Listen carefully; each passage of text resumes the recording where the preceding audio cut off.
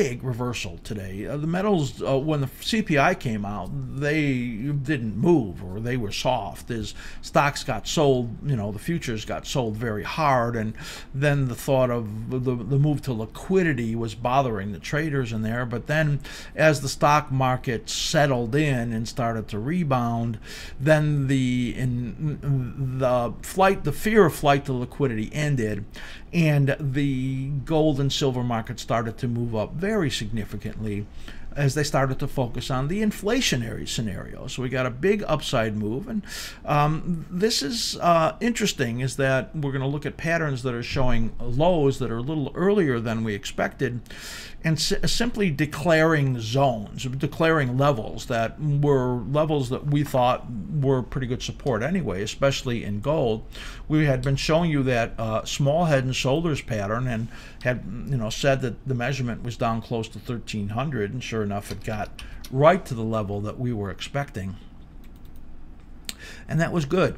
So you can see that this is really an extraordinary rebound that we're going to be looking at in here, where this pattern in gold really is extending what was already a positive pattern.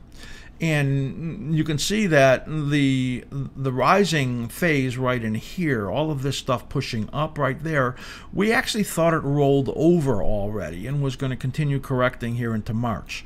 Well, that's probably the case. As you could see our pattern right in here, the question is it going to blow out past this level over here and then put a little different pattern in it? As you can see, this bigger pattern right here, that's this one right here. I actually have had it drawn that way, but didn't really expect it to be able to put on that much of a push. But it is possible that that's really the dominant force that we're looking at right in there, is it couldn't even get to the 13-week moving average and then pushes up. So we could be in a period like this where it does something like this and then up here again as the expectation. So this rolling over that I expected might not have happened. It might be able to continue to go up for a little bit, give some ground there, and then get another push up there. You can see how that's drawn, and just pretty remarkable looking at that, that it's been able to get that much footing with a $25 gain today. Pretty serious upside movement when you see that. Here is the 78.6%. It's already gotten through this resistance zone today.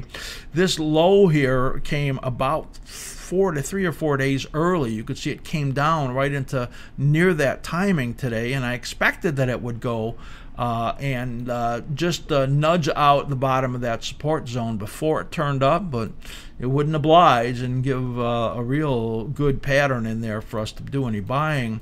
Now this is really crazy, because you can see in here the head and shoulders right here, we have it marked, and this is the measurement right here, just absolutely perfect. I mean, almost incredible.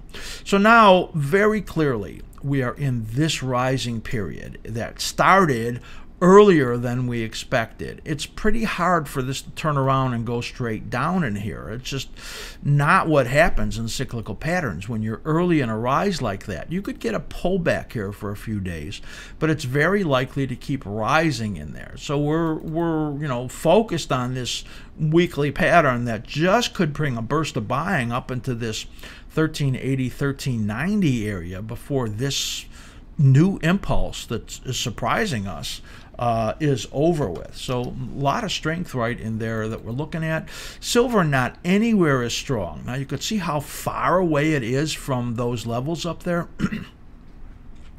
And we made a point that as Bitcoin weakens, Bitcoin being so strong was stealing the thunder from gold, and as Bitcoin weakens, gold was probably going to be stronger relative, and that's pretty much what we got in here. And you can see that you have a nice upside pop, but it's nowhere near what we're looking for, what we see in the gold patterns. And this actually does look like it turned over, and yeah, I could get up into this area and then roll over again and complete that pattern that we're looking for. Silver much weaker, distinctively weaker, and you could see this is the short-term resistance zone that's on the gold chart that it got through and pushed all the way up near the high, and silver's not able to do that. Still, it's established this low price level, and we're looking for the potential for another pullback in there, unless it's had a pretty significant 3 or 4 day shift back here, and we've already made that low. So it's really highly possible that that has happened, and whenever we get a sharp up move away from a bottom like this, and we get patterns that we're looking at in here, actually this this pattern right in here that we're looking at is a double star morning star right there that made that bottom, and that you can see gets it up to the short-term resistance. We're thinking it's going to stall here and then pull back. If it moves up through 1694, it's going to be a pretty good sign that the bottom is in and that the rally that we were projecting to happen has begun. And that would be this right in here, essentially, being what we expected to be right over here. So this is a little unusual to be that early, and maybe it was the inflation numbers that stimulated that to happen. So that's a look at silver. You just saw the opening of one of our special member videos. If you'd like to watch the rest of that video and have access to our huge library of videos for traders and investors, just go to AskSlim.com. In fact, right now, if you write to me, slim@AskSlim.com, I'll send you a special half-price link for our entire video library. 1 month viewing of all of our videos, $16.50. I hope you write to me right now. I'm going to the city and I'm going to do a stage show. And I know all my fans want to learn how to make some dough. I've been